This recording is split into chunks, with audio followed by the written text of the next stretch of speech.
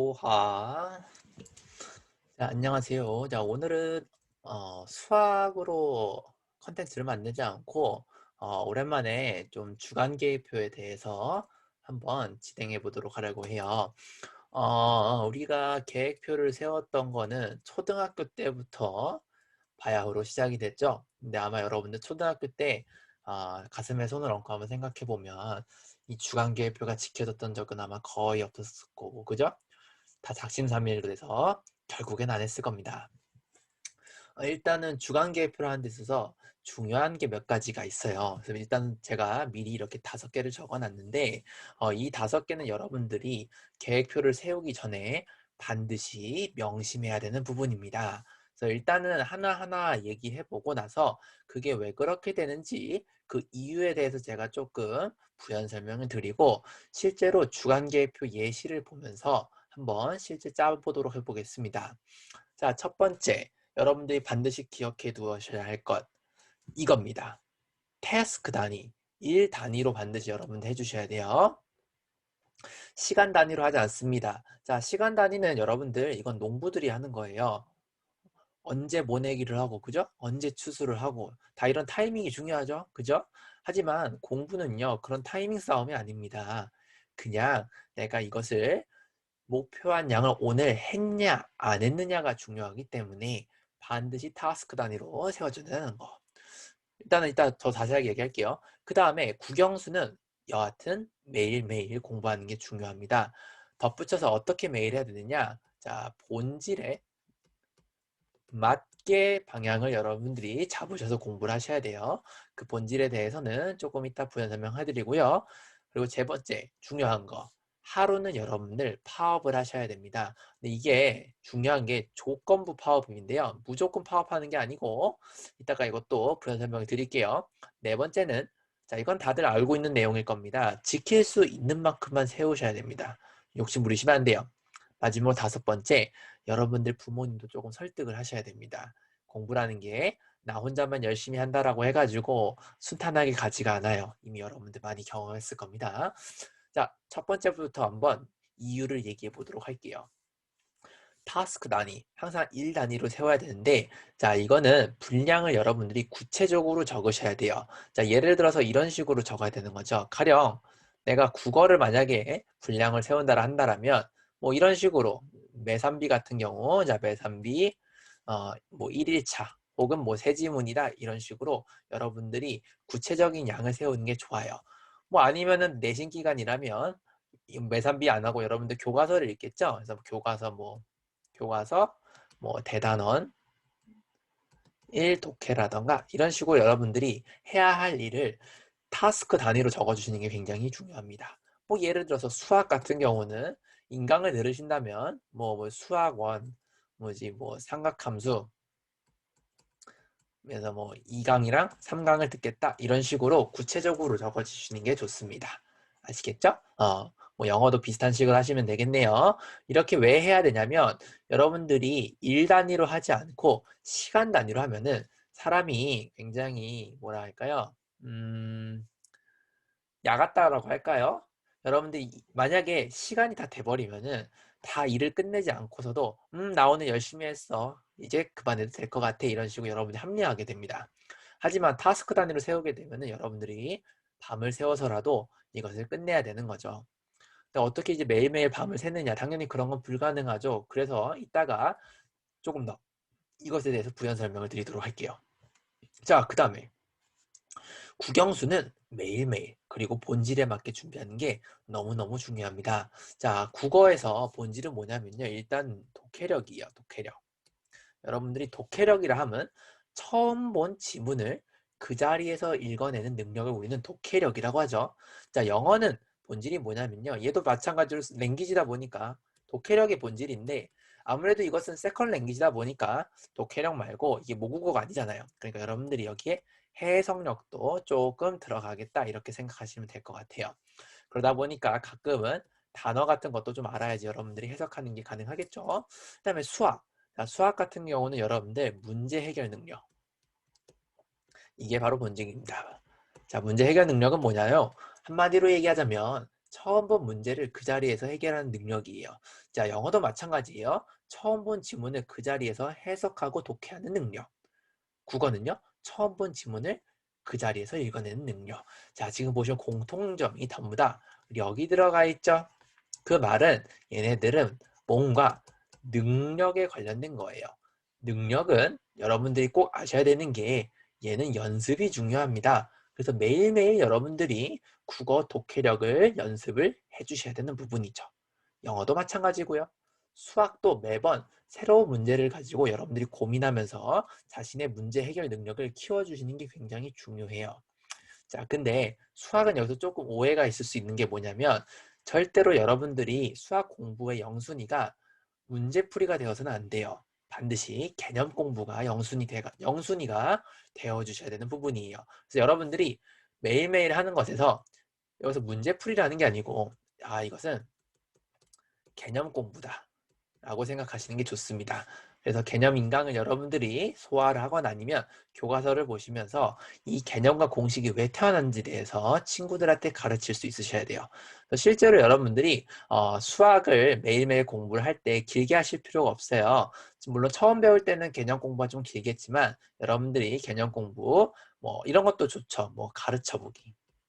여러분들 실제로 칠판 하나 구매를 해가지고 거기에다가 가르쳐 보면서 내가 어디가 부족한지 한번 체크해 보시는 것도 굉장히 좋은 습관이 될 수가 있어요.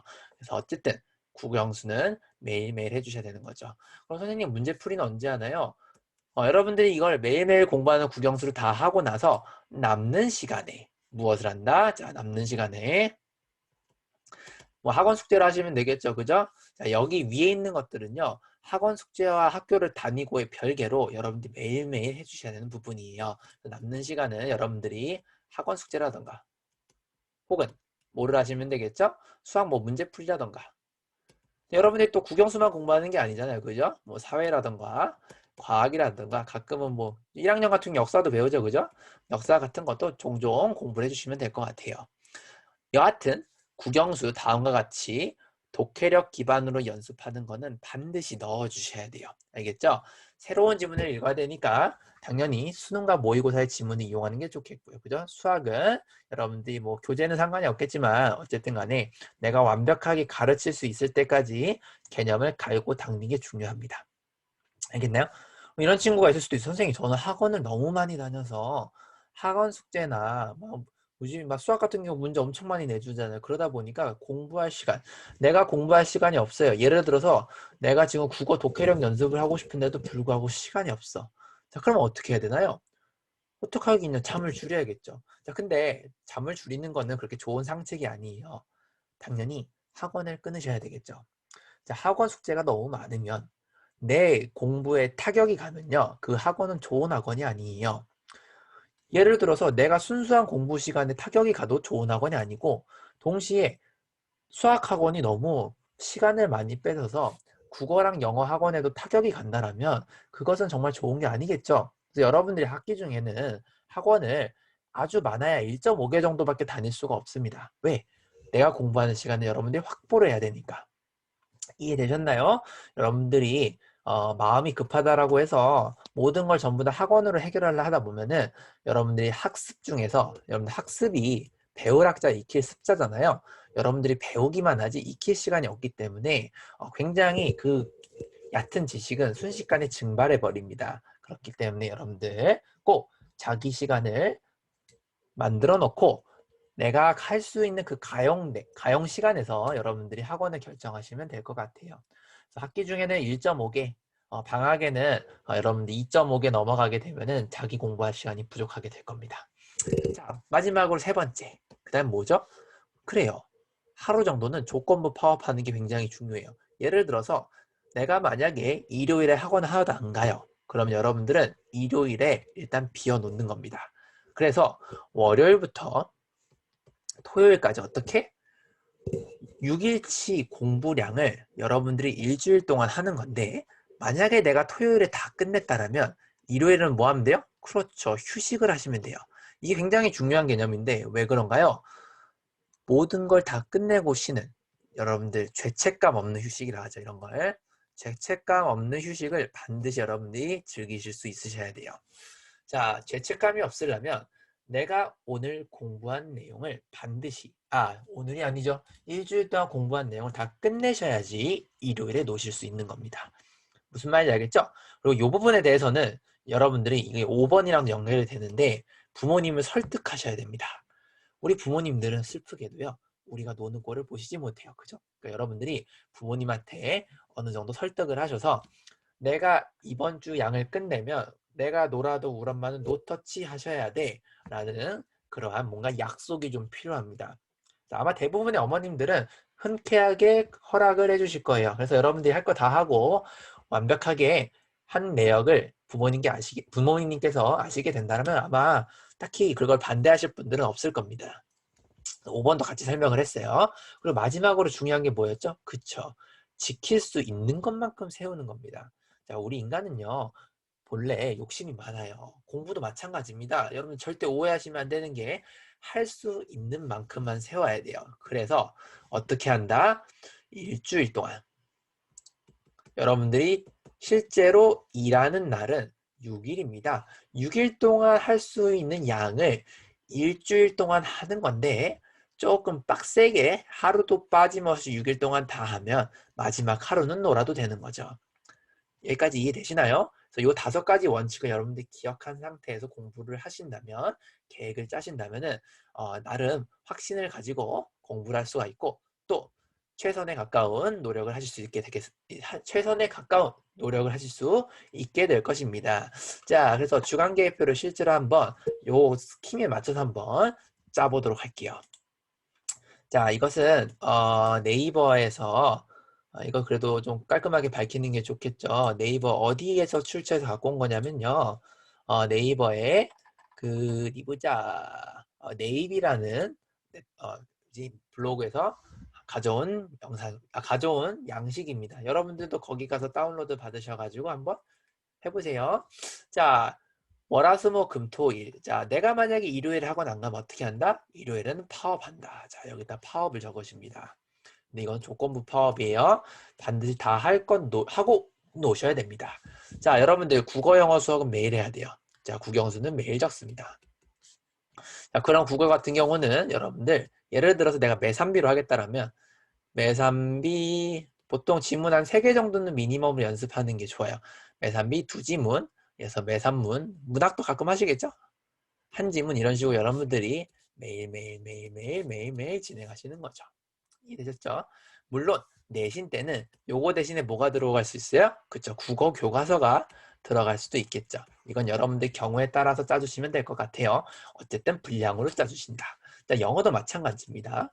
영어도 여러분들이 뭐 교과서가 될 수도 있겠고요. 그죠? 교과서 뭐 1단원 뭐 이런 식으로 적으셔도 되겠고요.